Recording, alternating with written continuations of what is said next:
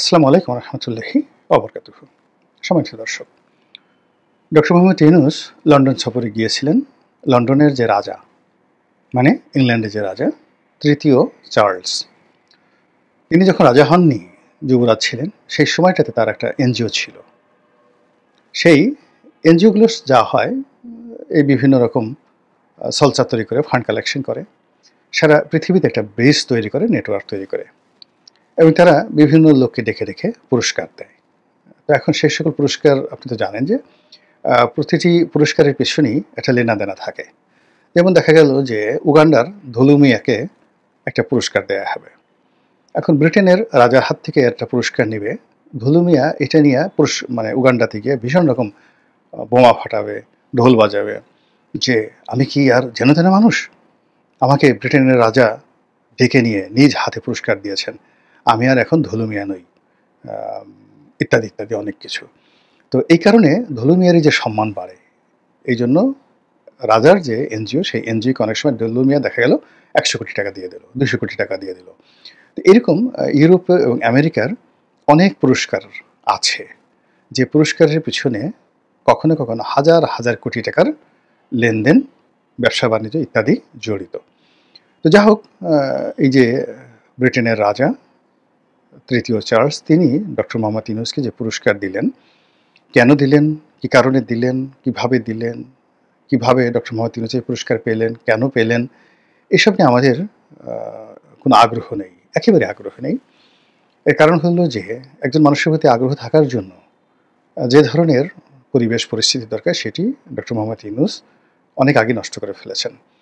ফলে এখন তিনি ইংল্যান্ডে গেছেন, যাওয়ার পরে সেখানে ইতিবাচক বিষয়ের চাইতে নেতিবাচক যে বিষয়গুলো, সেই বিষয়গুলো নিয়ে আমরা বেশি আলোচনা করছি। এবং আপনি দেখবেন আমাদের সমাজের অপছন্দের মানুষগুলো যখন বিপদে পড়ে, আমরা ভীষণ রকম খুশি হই। কেউ আছাড় খেলো, কেউ কারো ডায়রিয়া হইলো, তারপরে কেউ বা হয়তো দেখা গেল যে পানিতে ডুবে মরে গেল, কারো সারা শরীরে কুষ্ঠ হলো।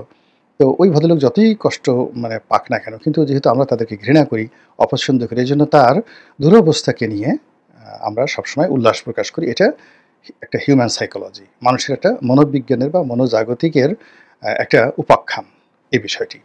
তো সেই দিক থেকে যেহেতু ডক্টর মোহাম্মদ ইউনূসের জনপ্রিয়তায় ধস নেমেছে, তার সম্পর্কে মানুষের নেতিবাচক চিন্তা প্রবল, ফলে ইংল্যান্ডে তার ভালো ভালো দিক কী হলো না হলো সেই বিষয়ের চাইতে তিনি কোথায় হোঁচট খেয়েছেন, কোথায় ভুল করেছেন, তার জন্য কী কী সম্ভাব্য বিপদ হতে পারে, আপদ হতে পারে, এই বিষয়গুলো নিয়ে বাংলাদেশে খুব বেশি আলোচনা হচ্ছে।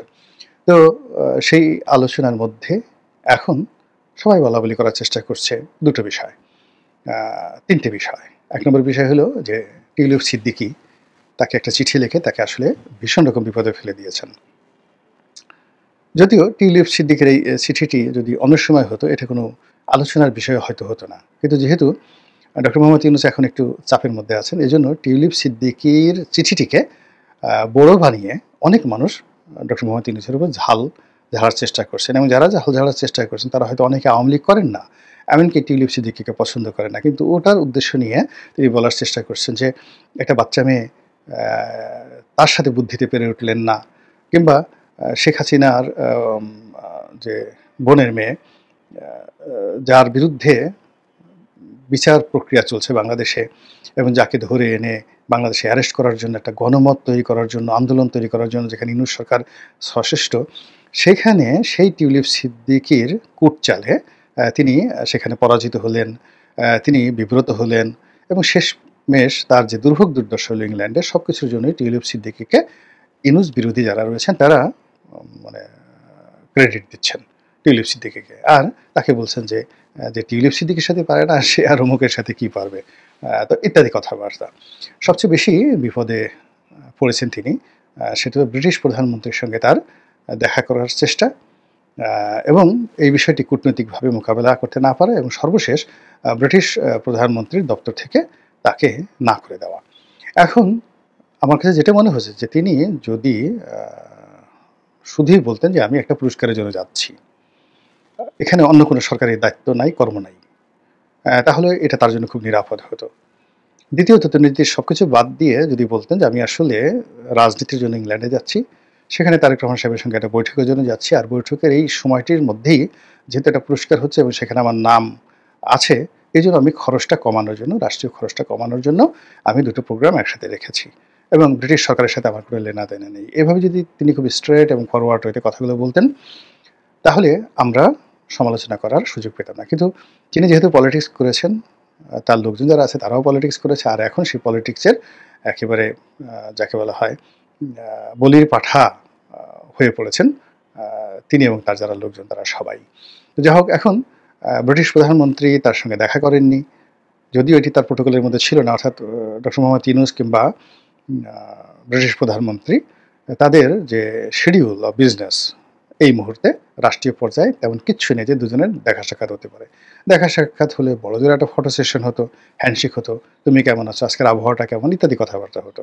কিন্তু ওইরকম গুরুত্বপূর্ণ তাদের মধ্যে কিছু ছিল না। কাজেই এই একটা অপ্রয়োজনীয় বিষয়টিকে সামনে এনে, অর্থাৎ তার সঙ্গে দেখা করতে যাওয়ার যে চেষ্টা, এটি ডক্টর মোহাম্মদ ইউনূসের ভুল হয়ে গেছে।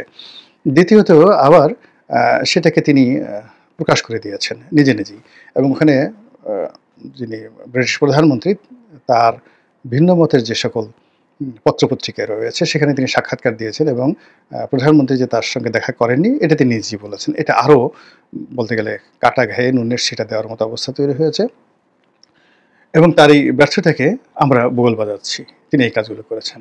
তো এর ফলে কি হলো, ডক্টর মোহাম্মদ ইউনূসের যারা সমর্থক তারা প্রথমে বিষয়টা আন্দাজ করতে পারেননি, কিন্তু এখন ইতিমধ্যে অনেকগুলো ঘটনা ঘটে গেছে। ঘটে যাওয়ার পর তারা বুঝতে পারছেন যে হায় হায়, এ কী হলো, এখন কি হবে, তো আমরা এ কাজ কেন করতে গেলাম। তো এর ফলে কি হলো, ইউনূস সমর্থক যারা রয়েছেন তারা নানা রকম আবার কাউন্টার প্রচারণা শুরু করেছেন, এবং এই সকল প্রচারণা অনেকটা স্যাটায়ারের মতো শোনা যাচ্ছে। দেখলাম যে তারা অনেকেই ফেসবুক, ইউটিউব, টুইটারে বলার চেষ্টা করছেন, লিঙ্কডইনে বলার চেষ্টা করছেন যে ব্রিটিশ প্রধানমন্ত্রী খুব মন্দ কাজ করেছেন, এবং এই কাজগুলো তিনি করতে গিয়ে তিনি রাজার রোষানলে পড়বেন, যে রাজা যাকে ডেকে নিয়েছেন পুরস্কার দেওয়ার জন্য, আর সে রাজার মেহমানের সঙ্গে রাজার প্রধানমন্ত্রী, রাজার অধীনস্থ প্রধানমন্ত্রী সে দেখা করলো না। এর চেয়ে বেয়াদবি আছে? রাজা কি তাকে ক্ষমা করবেন? এই গেল এক।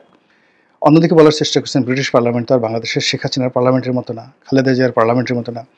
সেখানে এটা নিয়ে ভীষণ বিতর্ক হবে, এবং সমস্ত বিরোধী দলীয় সংসদ সদস্য থেকে শুরু করে এমনকি লেবার পার্টির যারা সংসদ সদস্য তারা ডক্টর মোহাম্মদ ইউনূসের পক্ষে দাঁড়িয়ে যাবেন, এবং তারা একজন বাংলাদেশের স্বনামধন্য ব্যক্তি, প্রধানমন্ত্রী পদমর্যাদার একজন কর্তা, এবং বিশ্বনন্দিত 3-0 থিওরির প্রবক্তা, নোবেল লরিয়েট ডক্টর মোহাম্মদ ইউনূসকে ইংল্যান্ডের মাটিতে এইভাবে অপমান করে ব্রিটিশ জাতির যে সৌজন্যবোধ, জ্ঞান, বুদ্ধি এগুলোর প্রতি মানুষের অনাস্থা যে তৈরি করেছেন বর্তমান ব্রিটিশ প্রধানমন্ত্রী, এর জবাবদিহি তাকে করতে হবে। এমনকি এজন্য যদি পার্লামেন্টে ভোটাভুটি হয় এবং পার্লামেন্ট সদস্যরা যদি ডক্টর মোহাম্মদ ইউনূসের পক্ষে ভোট দেয়, এবং এখন যিনি প্রধানমন্ত্রী রয়েছেন মিস্টার স্টমার তাকে পদচ্যুত করে, এটা ব্রিটেনে অস্বাভাবিক কোনো বিষয় না। এরকম অহরহ অনেক প্রধানমন্ত্রী চলে যায়, যেভাবে ডেভিড ক্যামেরন গেছেন, যেভাবে বরিস জনসন গেছেন, তারপরে থেরেসা মে গেছেন, অনেকেই গেছেন, ট্রসকান গেছেন,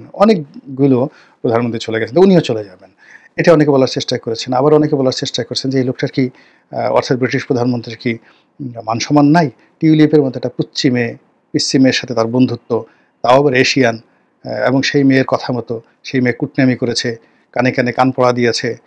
সেই কান পড়া শুনে সে ডক্টর ইউনূসের মতো এরকম একজন বিশ্বনন্দিত বটবৃক্ষ, তাকে এইভাবে অপমান করার মতো অর্বাচীনতা তিনি কী করে দেখালেন?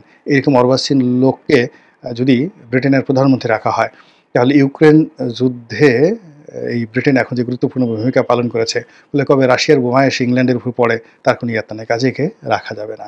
এরকম নানা রকম কথাবার্তা যারা ইউনূস সাহেবের পক্ষে লোক তারা প্রচার করার চেষ্টা করছেন যে এই যাত্রায় মানে যা কিছু করা হয়েছে এটার ফল তাকে ভোগ করতেই হবে, এবং আমেরিকাও ছাড়বে না। আমেরিকার তাদের যে পছন্দের মানুষ ডক্টর মোহাম্মদ ইউনূস, তাকে নিয়ে এইভাবে ইংল্যান্ডে অপমান করা হলো, এটা সহজে আমেরিকা ছাড়বে না।